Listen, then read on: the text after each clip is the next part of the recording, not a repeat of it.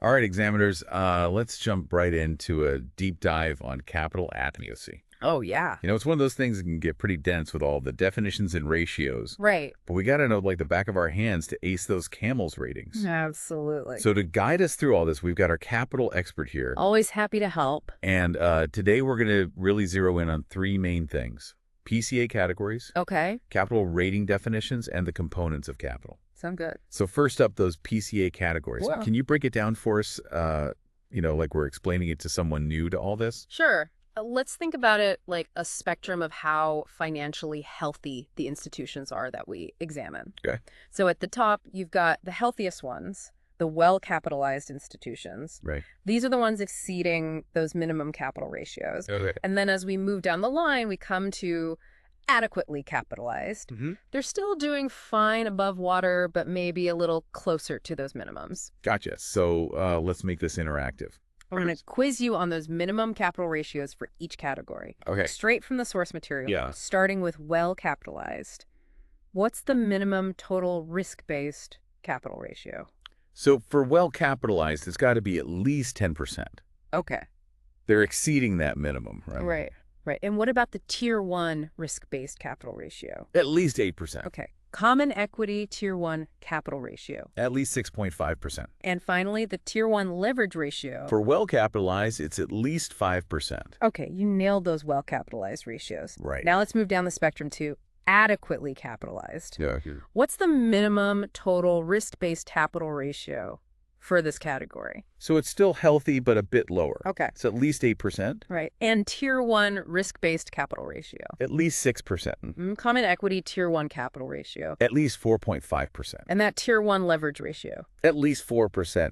Remember, they're still meeting the minimums, but we might start taking a closer look. Exactly. Now things start to get a bit more concerning. As we move down the spectrum, what category comes after adequately capitalized? That would be undercapitalized. Okay. These institutions have dipped below those minimum capital ratios we just went over. Right. Definitely need a closer look during our exams. And then it gets even worse, right? Yes, it does.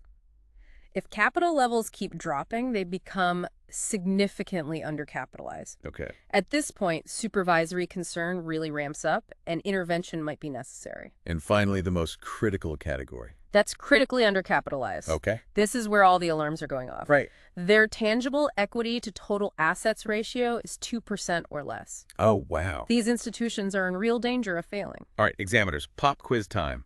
If an institution has a tangible equity to total assets ratio of 2% or less, Okay. what PCA category would that fall under? That's a clear sign of critically undercapitalized. Exactly. Okay. And remember, these categories aren't just about memorization. Right. They directly affect how much supervisory attention we give during an exam. Sure. Let's quickly go over those key ratios again. What's the minimum Tier 1 leverage ratio for a well-capitalized institution? That would be at least 5%. And for an adequately capitalized institution? At least 4%. Perfect. Yeah. Now let's shift gears to those capital rating definitions. Okay. These can be a little trickier to keep straight because they're not just about the numbers, are they? You're right. Capital ratings go beyond just the ratios. Okay. We're using our judgment about the institution's whole risk profile. So we're talking about those 1 through 5 ratings we see in the report. Exactly. 1 is the best, 5s is the most critical. Okay, let's test our knowledge. What specific phrase from the source material describes a capital rating of 1? A rating of 1 means the institution has a strong capital level compared to its risk profile. Okay. Everything is under control, and we're not too concerned from a supervisory standpoint. What about a rating of 2? A2 is considered a satisfactory capital level. Still good, but there might be a few minor areas for improvement. Okay, let's jump to the other end of the spectrum. A capital rating of 5 is described as what? A 5, the most critical rating, means the capital level is critically deficient. Okay. This is a serious threat to the institution's survival. And just to make sure we've got it, let's go over those middle ratings. What phrase describes a capital rating of 3? A 3 means the capital level is less than satisfactory. Okay. Not critically deficient, but definitely not where we want them to be. And finally, a rating of 4. That's described as a deficient level of capital. Okay. The institution's viability might be at risk. Okay. Examiners remember those specific phrases. They're straight from the source material Right. and crucial for accurately assigning those capital ratings. Absolutely. Now, for a quick recap, what phrase describes a capital rating of 2? That's a satisfactory capital level. And what about a capital rating of 4? That's a deficient level of capital. Excellent. Now let's move on to the building blocks of capital itself, Okay. the components of capital. What are the main categories here? We have a 3-tiered hierarchy. At the base, we have common equity tier 1 capital. This is the core, the highest quality, most loss-absorbing form of capital. Okay. Above that, we have additional tier 1 capital. And finally, at the top, we have tier 2 capital. Okay. Think of it like a pyramid. Gotcha. So we've got this pyramid structure. Why is common equity tier 1 considered the most loss-absorbing? Yeah. What makes it so special? Well, it really comes down to how permanent and available it is. Common equity tier 1 capital is made up of common stock retained earnings and AOCI for those institutions that haven't opted out. These are the most permanent forms of capital, and they're readily available to absorb losses, no strings attached. So let's say we're looking at an institution's balance sheet during an exam. What are some key things we should be checking when it comes to common equity tier 1 capital? First, you want to make sure the components are right. Are they correctly classified as common stock retained earnings and AOCI? Okay. Then dig deeper. Are there any unusual items within those components that might need more investigation? Good point. It's not just about checking boxes. It's But about really understanding what's going on.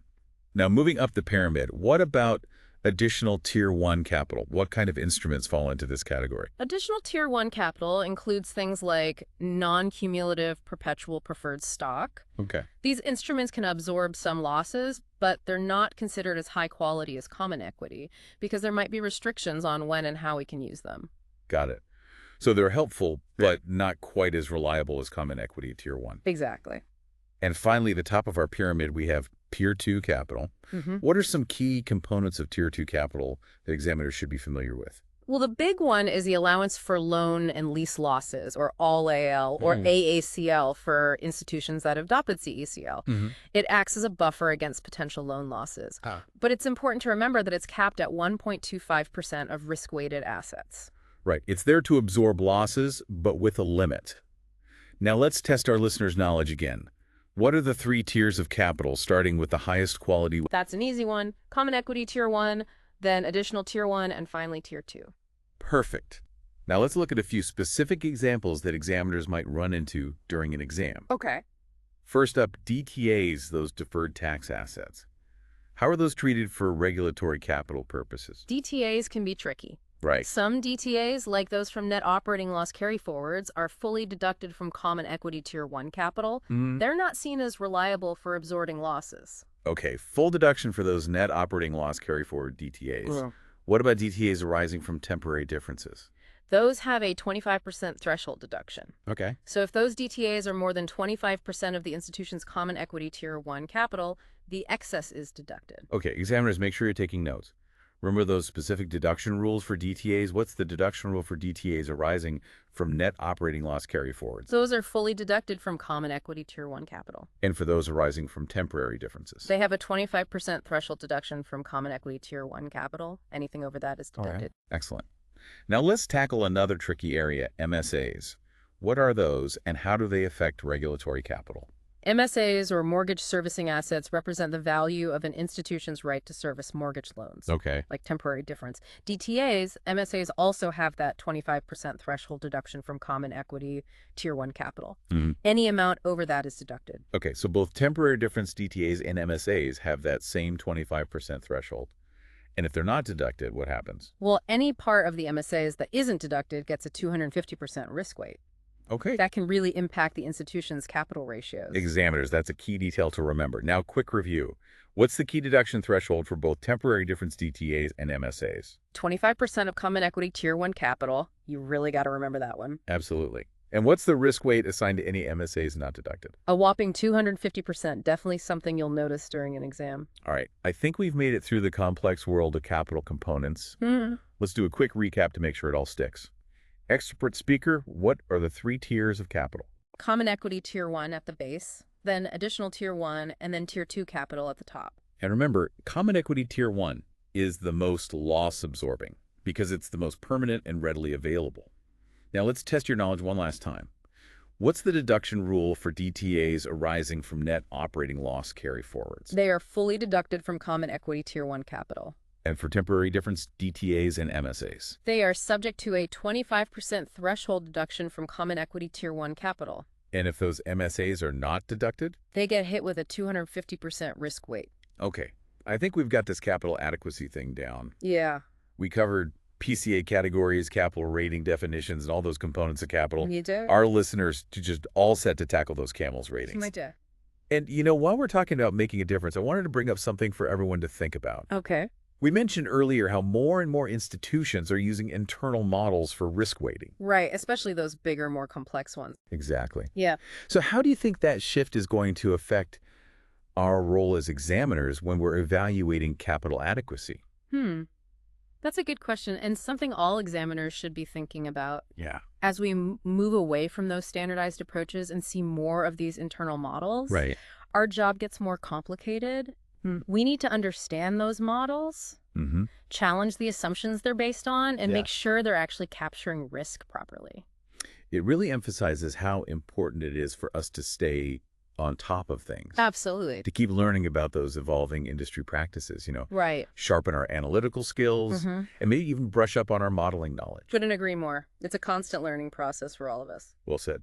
So to all our listeners out there, keep those brains working, stay curious, and we'll see you on our next deep dive into the fascinating world of banking regulations.